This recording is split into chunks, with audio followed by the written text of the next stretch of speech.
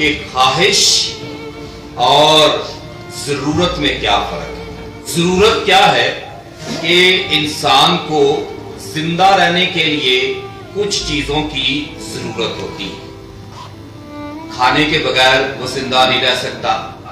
کہ خواہش وہ چیز ہے جو پوری نہ بھی ہو تو تب بھی انسان زندہ رہ سکتا۔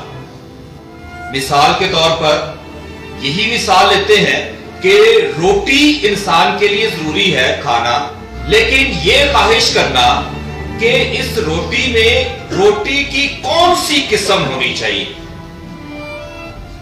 سادہ روٹی یا گوشت ہونا چاہیے یا دال روٹی ہونی چاہیے، لیکن یہ خوراک آپ کے جسم کو زندہ تو رکھتی ہے، لیکن آپ کو اگر یہ اعلیٰ قسم کی خوراک نہ بھی ملے تو تب بھی آپ زندہ رہ سکتے ہیں۔ خواہش اور ضرورت میں یہی فرق ہے کہ ہم لوگ جتنی بھی دعا کرتے ہیں ہم خدا کے سامنے اپنی خواہشیں رکھتے، ضرورتیں نہیں۔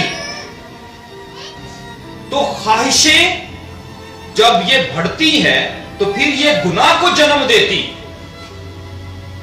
گناہ کو جنم دیتی۔ تو کیا ہوا کہ خواہش نے آپ کو گناہگار بنا دیا۔